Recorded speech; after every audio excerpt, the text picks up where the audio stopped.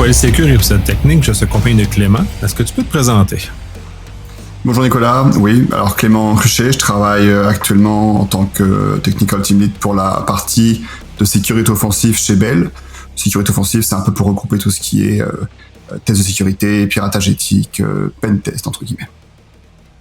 Très intéressant. Et aujourd'hui, tu vas venir nous faire une forme d'introduction, parce que probablement qu'on va devoir découper le sujet parce qu'il est quand même immense, sur les tests d'intrusion en info nuagique. Parce que c'est souvent un peu oublié ou pas regardé de la même façon, ou à la limite, regarder comme on le faisait sur site. Et dans ce moment-là, on n'obtient pas les meilleurs résultats puis la meilleure évaluation de sécurité qu'on pourrait avoir de nos infrastructures info nuagiques.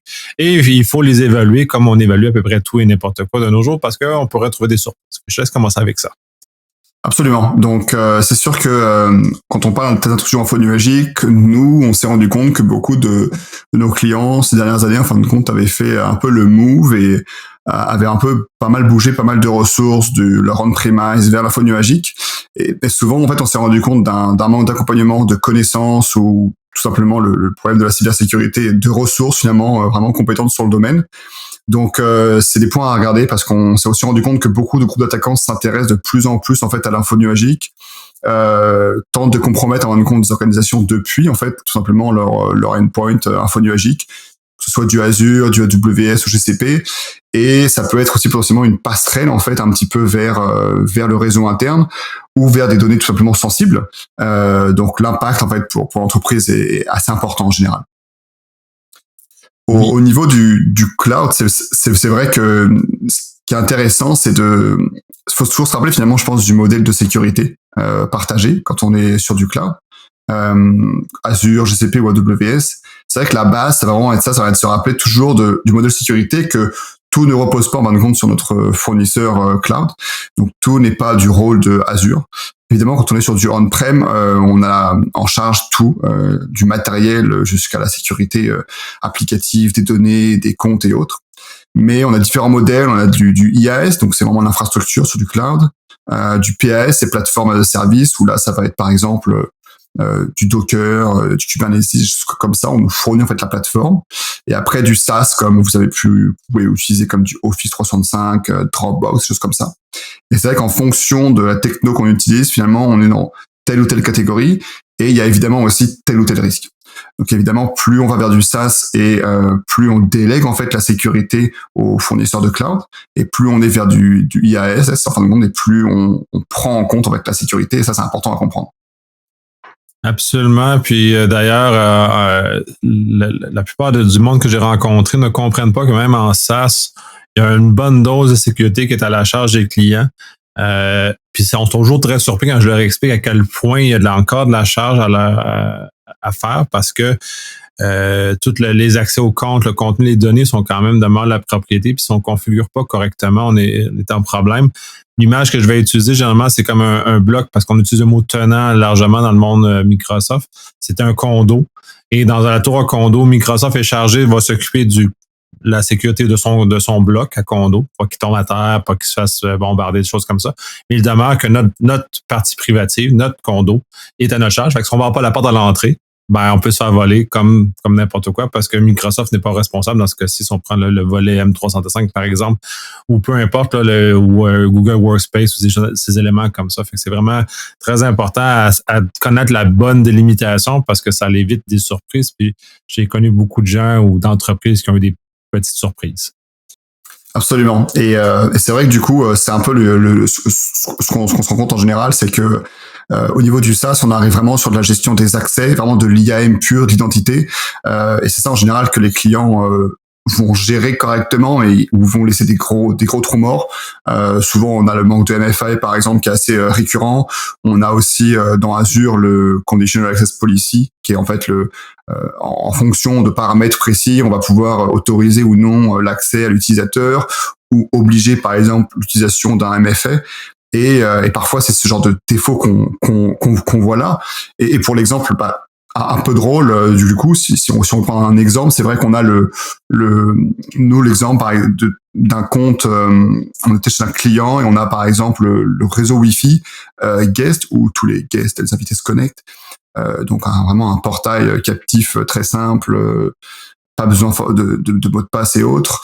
et on a en fin de compte cet accès au réseau guest qui est derrière au niveau du Office 365 autorisé pour ne pas utiliser en fait le MFA quand il se connecte à Office 365.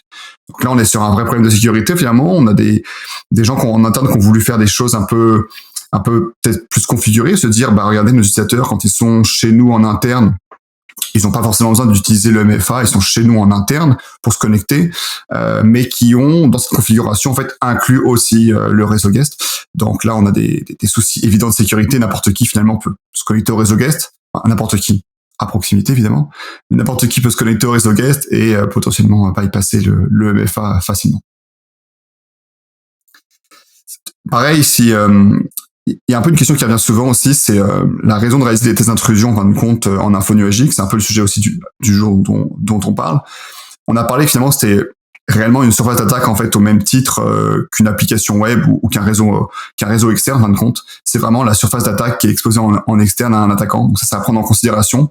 Un attaquant aujourd'hui va pas seulement regarder vos serveurs DNS, SMTP et vos applications web, mais aussi éventuellement si vous avez un tenant par exemple Microsoft ou des buckets S3 qui sont potentiellement exposés. Donc il va en fait prendre cette surface d'attaque en considération pour créer en fin de compte sa chaîne d'exploitation. Et ça peut être très souvent, comme on voit très souvent, en fait, le point d'entrée initial. Donc très très clairement, il faut prendre ça comme un potentiel accès en fait à des ressources critiques ou à des services critiques. Par exemple, on peut penser souvent aussi aux pipelines de développement CI/CD qui sont déployés, par exemple dans Azure ou dans AWS. Ça peut être des choses qui sont très critiques qui sont accédées. Si on a un attaquant, il va accéder à notre pipeline de développement et un peu à backdoorer en fait notre pipeline de développement.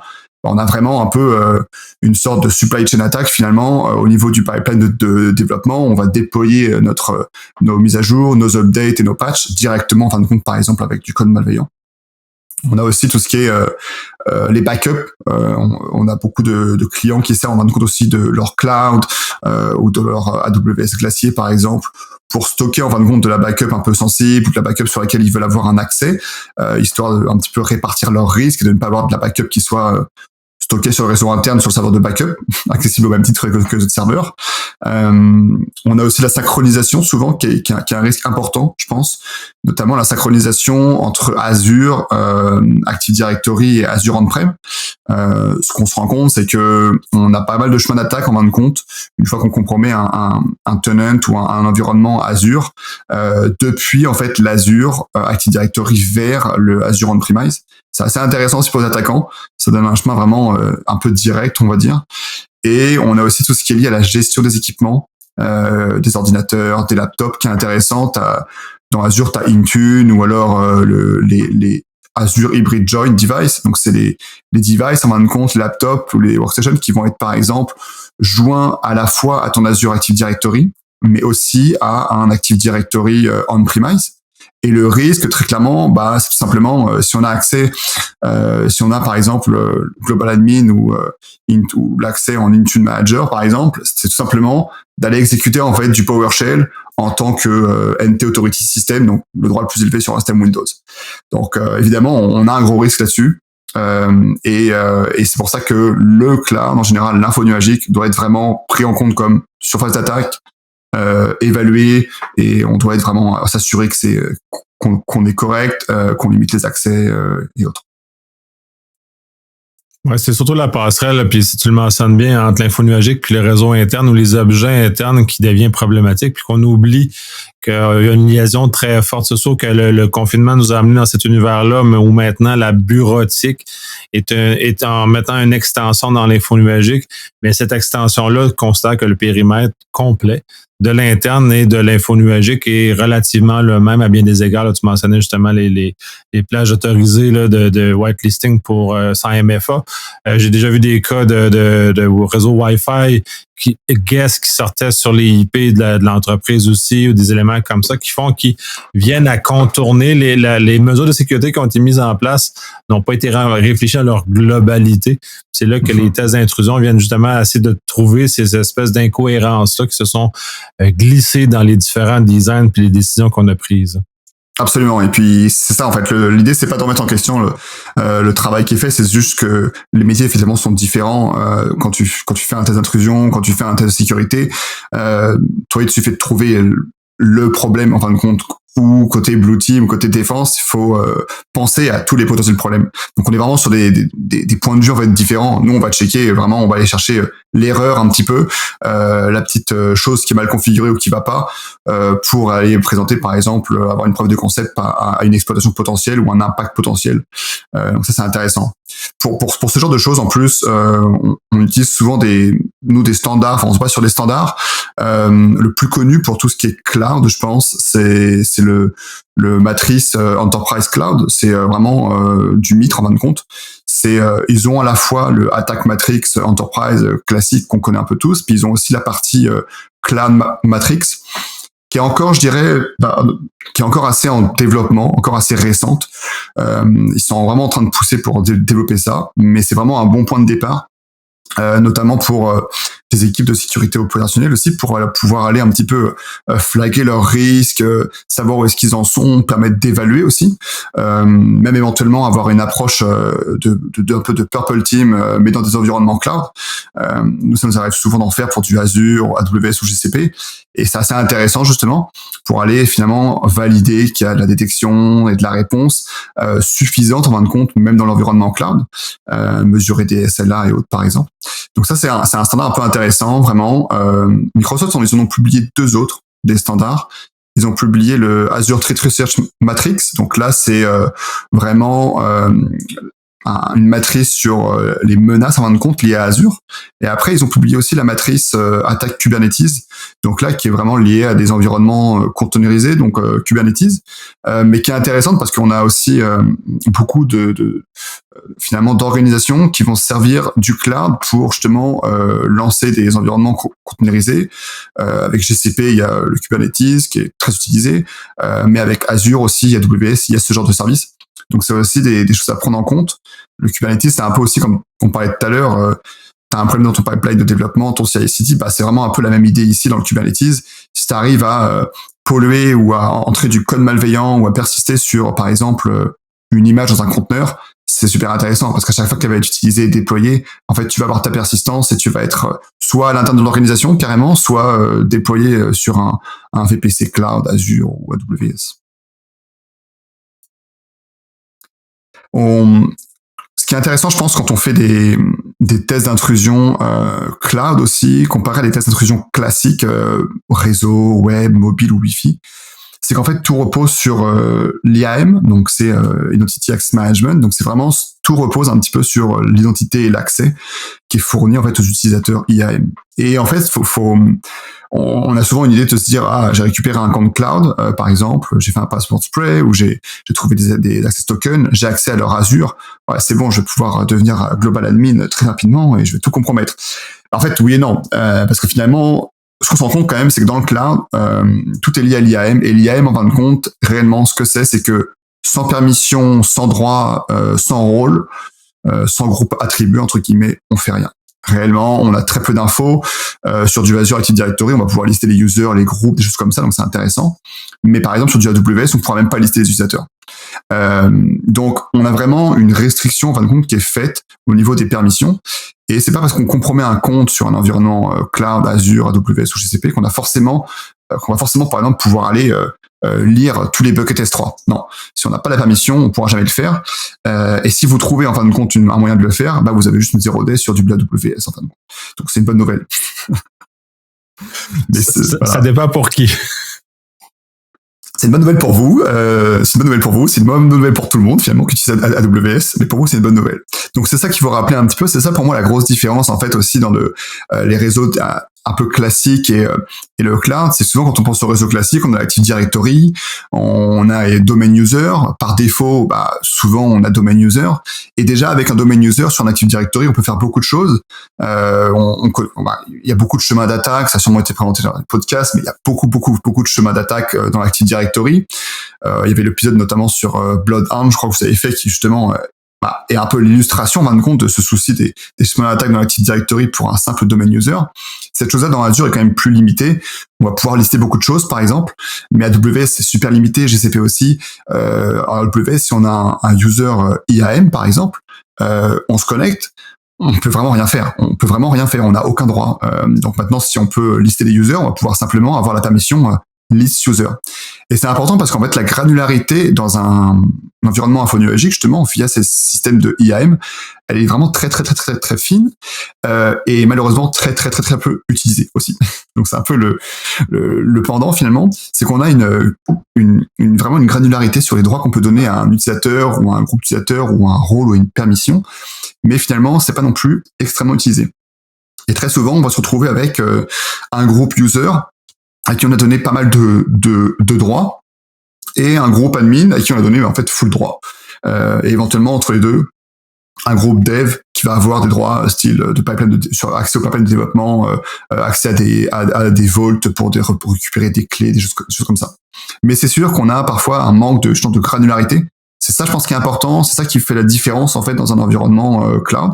C'est la granularité des droits et comment on va les appliquer en fait. Ouais, c'est très important d'ailleurs parce que c'est là où ça casse le plus souvent par l'identité. C'est dans le cas, ça nous rappelle aussi les notions de Zero Trust parce que c'est justement basé sur ça. L'identité est un des piliers du Zero Trust, un très important d'ailleurs. Pendant les années, on a parlé beaucoup du volet réseau, mais la réalité en info nuagique, c'est beaucoup plus l'identité qui est importante et qui vient justement containeriser à des niveaux intéressants les privilèges puis éviter que tout casse. Cependant, d'expérience, j'ai vu une énorme résistance à déployer ce genre de choses-là parce que les gens veulent toujours le plus gros objet parce que c'est plus simple de jouer comme ça. Quand dans les faits, il y a d'énormes dangers associés à ce genre de choses-là, mais vraiment d'énormes dangers. Là. Absolument. Absolument. Et par exemple, un exemple assez parlant, c'est les users, par exemple, dans Azure, qui souvent ont le rôle contributeur, en fin de compte. Le rôle contributeur. Mais en fait, ce rôle-là, par exemple, tu peux aller accéder à de la VM, par exemple, Azure, avec ce rôle contributeur. T'as pas forcément besoin d'avoir des droits d'administration. Donc, en général, on va donner ces droits contributeurs à un utilisateur simple. Et en fait, l'utilisateur peut simplement accéder à la machine. Enfin, je vérifie, mais je crois qu'il peut même exécuter de la commande et autres, ou aller accéder à des données de lancement. C'est assez intéressant. Et c'est ça, en fait, en général, on se dit, non, il est juste contributeur et dans ce qui est défini par Azure, j'ai pas l'impression. Alors que si on va vraiment sur la page Azure, on a quand même un red flag qui dit attention, si vous donnez ce droit-là à un simple user, voici ce qu'il est capable de faire. Ça c'est assez important, je pense. Après, c'est aussi différent des intrusions classiques vis-à-vis, je pense, de la méthodologie et de la manière dont on approche en fait les environnements cloud. C'est vrai que on peut pas vraiment approcher un environnement cloud de la même manière, même si ça reste vraiment là. Finalement, on parle de serveurs, de CPU, de RAM derrière, hein, c'est vraiment la même chose. Mais faut vraiment prendre différentes positions, je pense, quand on approche et quand on évalue un environnement cloud.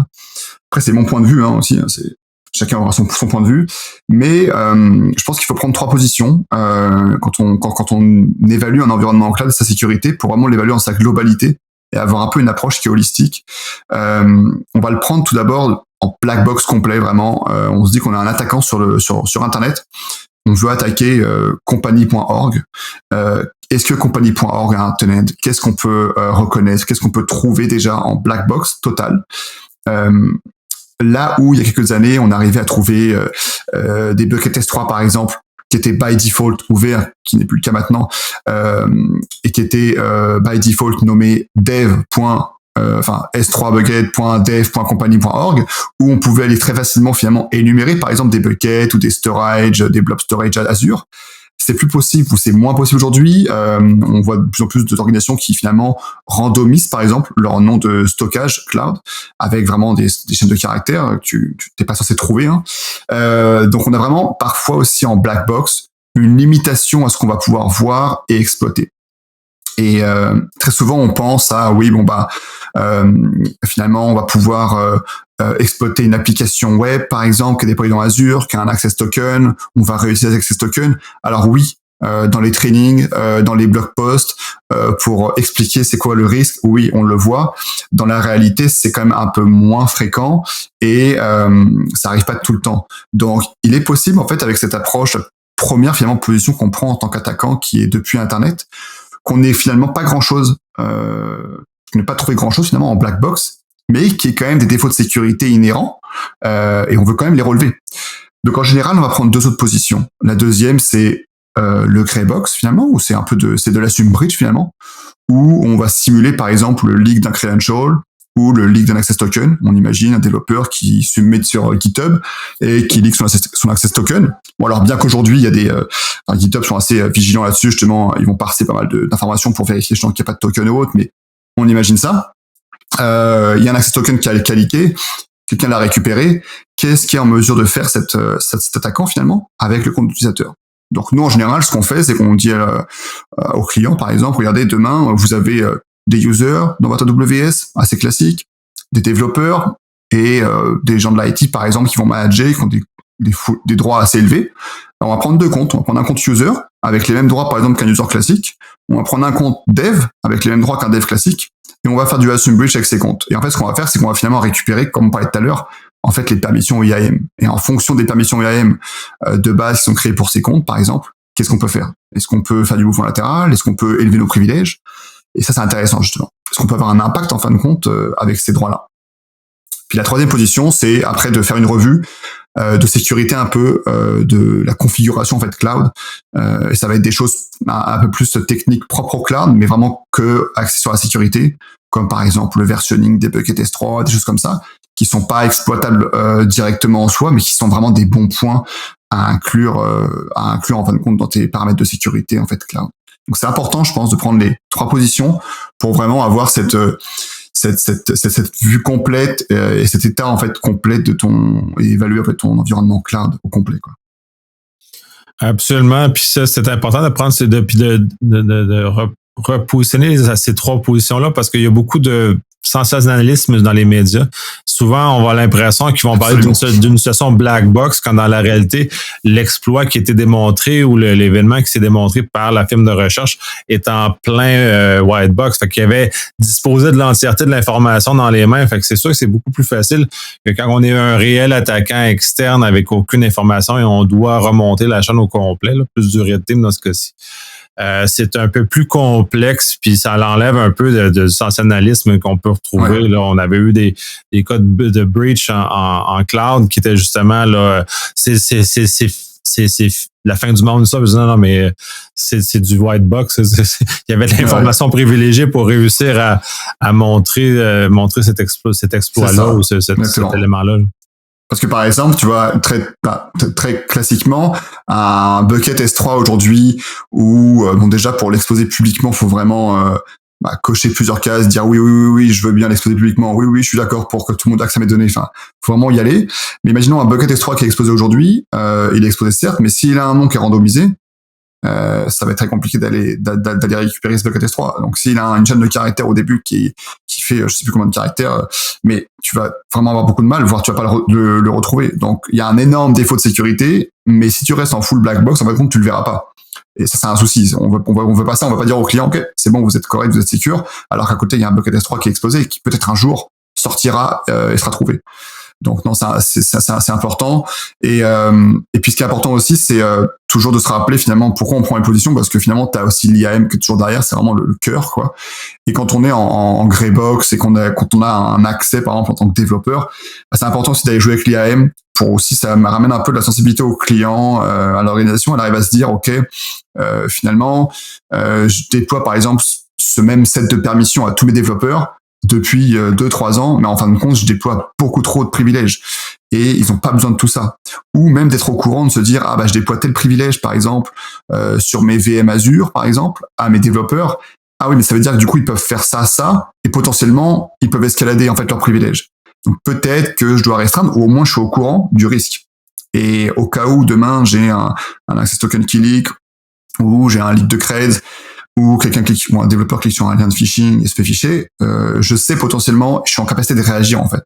L'idée c'est aussi de connaître ça, de savoir, c'est pas forcément de se dire, faut forcément tout blinder, mais c'est aussi de se dire, je suis en capacité de réagir et je connais en fin de compte les faiblesses potentielles.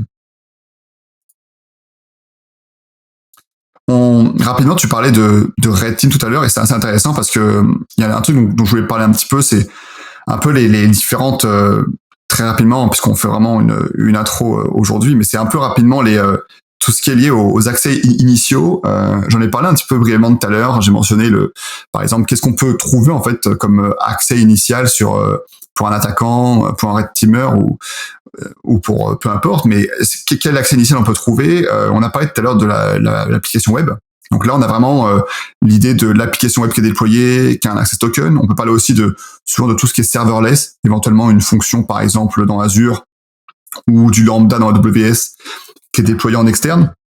On a accès à cette fonction Azure ou cette fonction Lambda. Elle est vulnérable.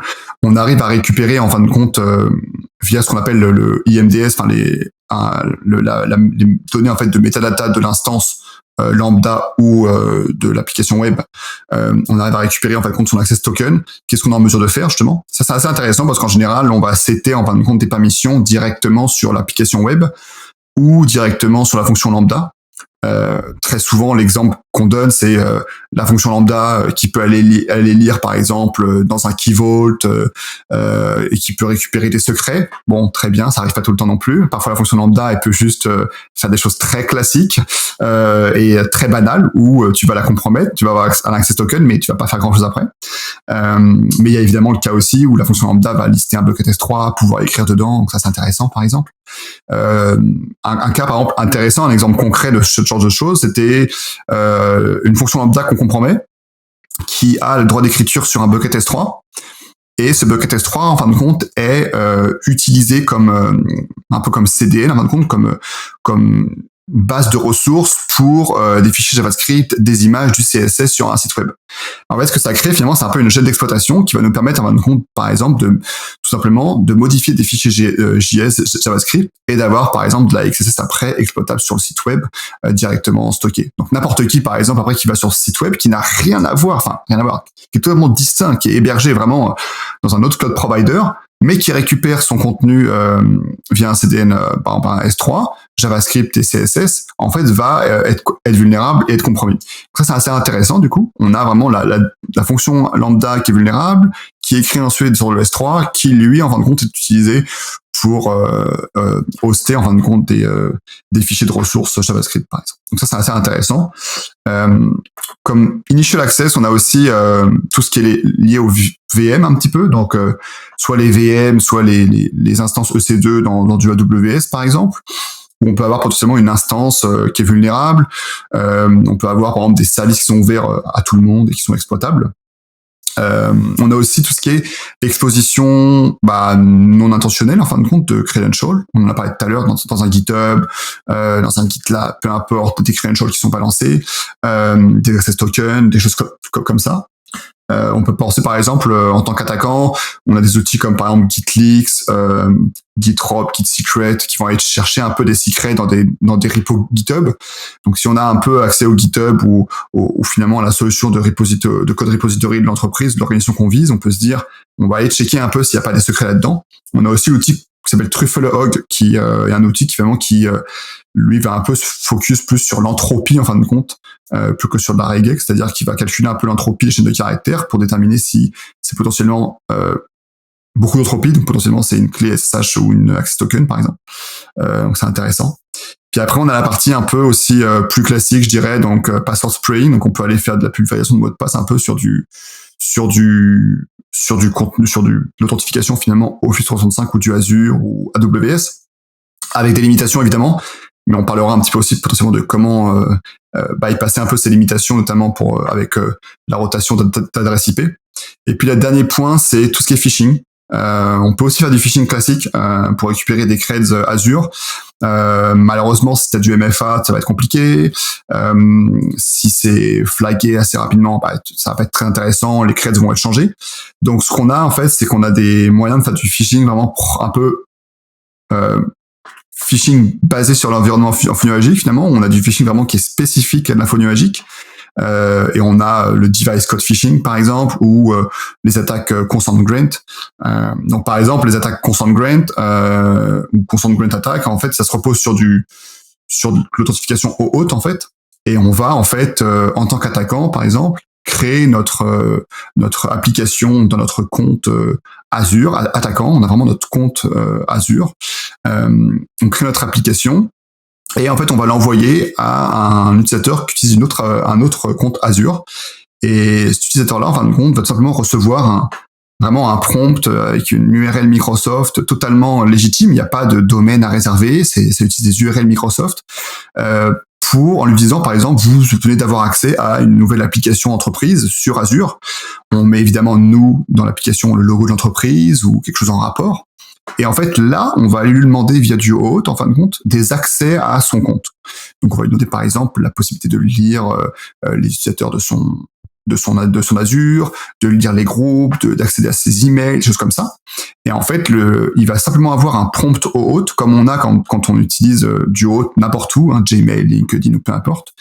Et à partir du moment où il accepte, en fait, nous, en tant qu'attaquants, via l'application qu'on a créée dans notre compte malveillant Azure, on a accès, en fait, tout simplement, directement à ces droits-là. Et c'est restreint, évidemment, aux droits qu'on a demandé. Et évidemment, en fonction, en fin de compte, des droits qu'on demande, on va avoir plus ou moins de vérification de son côté. C'est vraiment des attaques assez intéressantes, ça. Et pour l'autre partie, le device code phishing, c'est un peu différent. Là, on va plus utiliser finalement une fonctionnalité qui a été créée pour permettre aux utilisateurs de se connecter à des appareils dont les entrées sont un peu limitées. Par exemple, une Smart TV, un appareil IoT qu'on veut connecter à notre cloud. Par exemple, on va utiliser ce device code phishing, cette technique device code phishing, pour aller finalement envoyer un lien. Pareil, toujours la même chose, une URL 100% legit Microsoft qui n'éveille pas de soupçons chez l'utilisateur, où il va juste avoir à rentrer un code. Donc on peut mentionner n'importe quoi comme prétexte après derrière. Mais à partir du moment où il rentre le code, en fait, on obtient son access token complet. Donc on obtient en fin de compte ses droits complets à l'utilisateur. Là, on n'est plus limité à des permissions qu'on a demandées, comme auparavant. Et on obtient aussi, c'est très intéressant, son refresh token.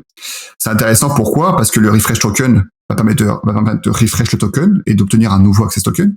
Mais que souvent, le access token est limité à 60 minutes ou 90 minutes. Donc, on a une persistance qui n'est pas très longue. Là où le refresh token est valable 90 jours. Par défaut, évidemment, si ça n'a pas été modifié. Mais très souvent, c'est par défaut. Donc, en fin de compte, c'est assez intéressant parce qu'on a accès, en fait, à un refresh token qui est valable 90 jours. Donc, une belle persistance quand même. Et pendant 90 jours, en fait, on va pouvoir refresh son access token non-stop. Et on a vraiment tous ses droits. Donc, si on fait un attaque device code phishing, par exemple, un phishing sur un global admin, on a 90 jours de global admin, en fait. Donc, c'est vachement intéressant. Oui, absolument. C'est ça qu'on cherche, de toute façon, le global admin. Exactement. En général, c'est un peu l'exemple donné notamment pour du Azure. Et justement, quels sont les impacts un petit peu qu'on peut avoir sur un environnement? Bon, on en a mentionné déjà plein, mais moi je trouve les impacts qui sont assez intéressants, vraiment les deux qui sont intéressants. On va prendre AWS et Azure. Moi, je pense sur AWS, l'impact intéressant, c'est le ransomware S3. On en voit pas mal arriver, de plus en plus de groupes d'attaquants qui arrivent à compromettre un environnement infonuagique et qui derrière, en fin de compte, déploie un ransomware S3. On se dit, ouais, mais comment tu déploies un ransomware S3 l'utilisateur, il gère ses clés normalement pour chiffrer correctement ses objets dans S3. Ce qui est intéressant, en fin de compte, c'est dans AWS la notion de trust entre les comptes AWS finalement. C'est-à-dire que tu peux faire du cross-account, c'est-à-dire entre les comptes AWS, faire des actions. Et ce que tu fais, c'est toujours pareil. T'es un attaquant, t'as ton compte AWS en tant qu'attaquant, t'as ton service KMS qui gère tes clés, tu génères ta clé, privée publique en fait. Et ensuite, de l'autre côté, t'as ton compte de victime avec son S3. Et tu vas aller chiffrer, en fin de compte, tous les objets qui sont au sein du bucket S3 avec ta clé à toi. Donc, tu fais simplement une modification de la policy, en fin de compte, au niveau du bucket S3, qui va autoriser, en fin de compte, cet attaquant de chiffrer avec sa clé tous les buckets S3.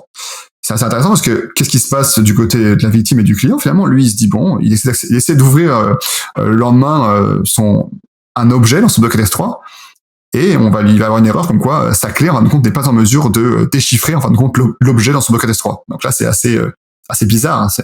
Pourquoi ma clé ne peut pas déchiffrer mon bucket S3? Puis quand il va regarder, finalement, derrière, il va tout simplement voir qu'en fin de compte, c'est une clé qui est dans un autre compte AWS.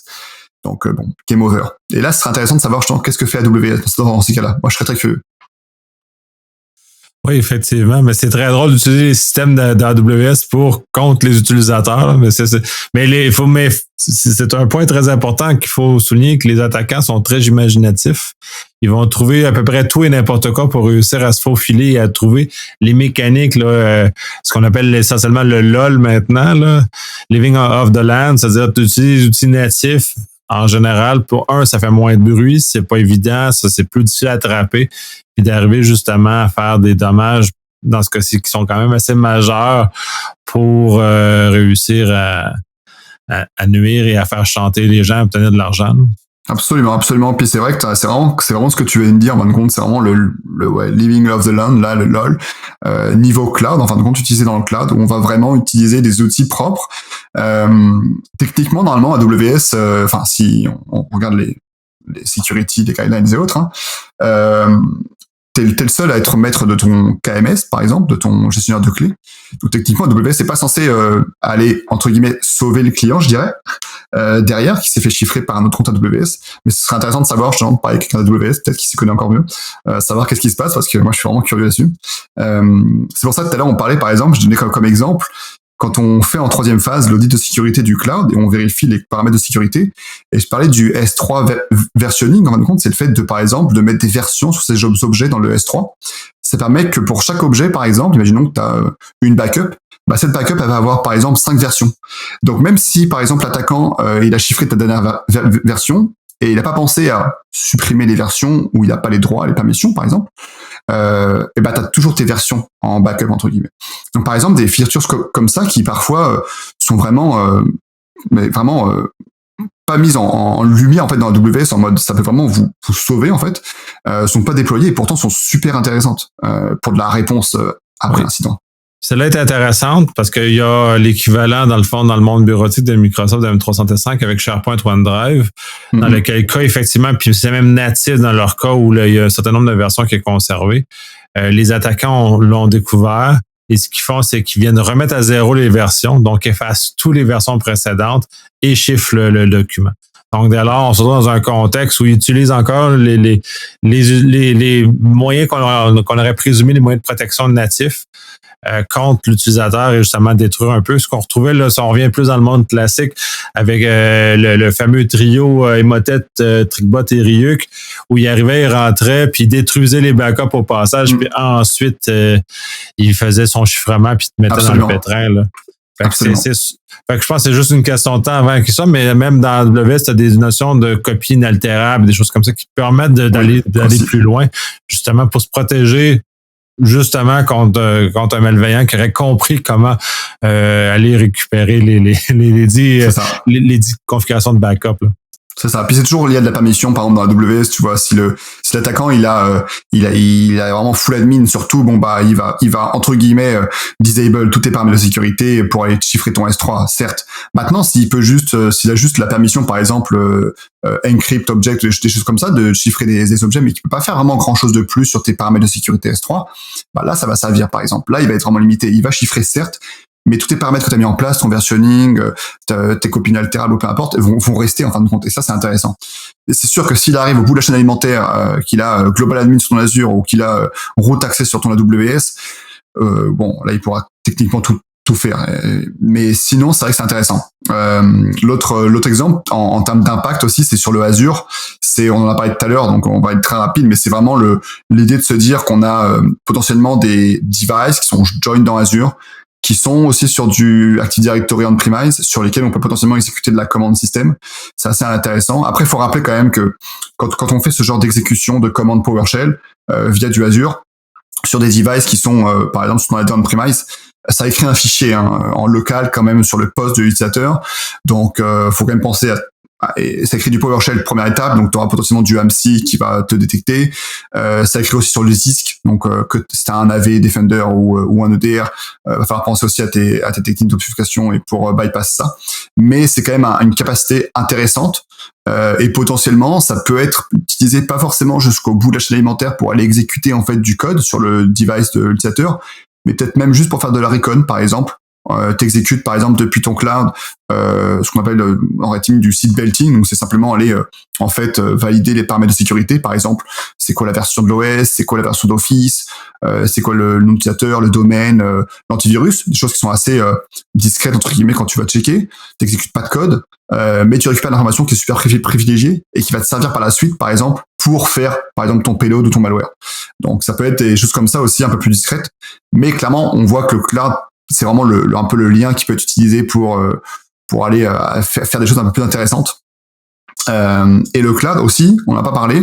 Puis c'est un peu la dernière chose dont je voudrais parler, c'est que c'est aussi utilisé comme, on en a parlé un petit peu quand même, comme outil en fait d'attaque offensive. Et comme tu disais tout à l'heure, c'est bien là, il y a aussi beaucoup de groupes d'attaquants qui utilisent en fait aussi de plus en plus le cloud en fin de compte comme outil en fait tout simplement. Oui, parce que c'est très puissant, puis ça a beaucoup de capacité. Puis moi, l'exemple que je mentionnais avant qu'on commence à enregistrer, c'était justement des whitelistings d'adresses de fournisseurs cloud, mais en même temps, en faisant ça, on se prémunit vraiment contre les attaquants parce qu'eux-mêmes sont rendus dans ces univers-là. Fait qu'on n'est plus dans un contexte d'attaque. Ils ont les pays hostiles comme la Chine ou la Russie qui vont venir attaquer. Ils vont venir attaquer avec un cloud qui était vraiment hébergé aux États-Unis, attaquer sur des infrastructures canadiennes. Donc, dès là, tout est offusqué, mais ils ont utilisé eux-mêmes toute l'infrastructure, toute cette facilité-là qu'on a élaborée à des fins offensives, justement pour créer du mal.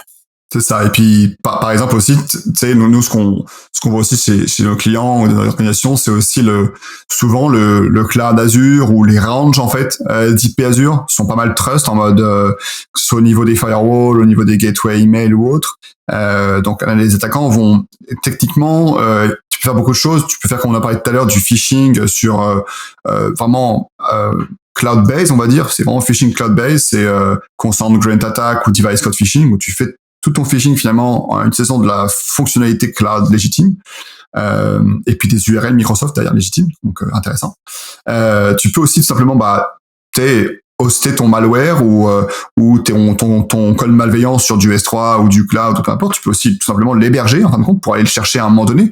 Ce qui fait que si ton stager qui s'exécute sur le poste du client va ensuite chercher son stage 2 par exemple, il va aller sur du Azure ou du AWS qui potentiellement va être moins regardé ou whitelisté. Tu peux aussi par exemple, nous on l'utilise pas mal ça pour l'accès initial et le password spraying, utiliser l'API gateway de AWS avec un outil qu'on appelle Fireprox. Et par exemple, en utilisant ça, en fin de compte, tu vas pouvoir rotate ton IP. Donc c'est assez intéressant parce que finalement, souvent, tu vas avoir une limitation quand tu fais ton password spraying. Et après, Azure va te dire, par exemple, oui, compte valide tout le temps alors que les comptes sont pas valides. En fait, il te dit juste, c'est bon, lâche l'affaire, entre guillemets. Ça fait 150 requêtes que tu m'envoies de notification, j'ai bien compris, depuis la MIP. Donc là, en fait, en utilisant par exemple le AWS API Gateway, on va pouvoir rotate un peu notre IP avec Fireprox pour avoir en fait à chaque fois une IP en fait via un proxy en fait différent pour chaque request. C'est assez intéressant ça aussi. Puis le dernier évidemment c'est un peu tout ce qui est Red Team Infra, enfin sous Red Team où on va en fait utiliser notamment du domain fronting dans Azure ou des redirecteurs HTTP via par exemple des fonctions Azure ou Lambda pour justement en fait que notre payload rende compte que notre beacon, par exemple Cobalt Strike, qui a détonné sur un poste d'un utilisateur, aille chercher en premier lieu un redirecteur sur un Azure website, par exemple, qui est légitime puisque c'est Microsoft. Et puis après, c'est notre Azure website qui va chercher notre serveur de command and control. Ça permet d'avoir une espèce de filtre en fin de compte. Le domain fronting va agir un peu comme un firewall pour un peu empêcher la blue team de remonter directement techniquement vers notre serveur de command and control, quand même, c'est ce qu'on veut pas.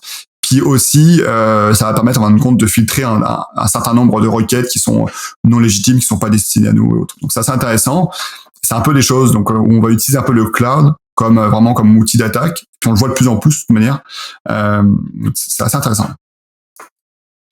Effectivement. Tu mentionnais que c'était pas mal la fin de ce que tu voulais aborder. Est-ce qu'il y a d'autres points que tu voudrais conclure ou ça fait vraiment le tour pour l'introduction, là, on s'entend?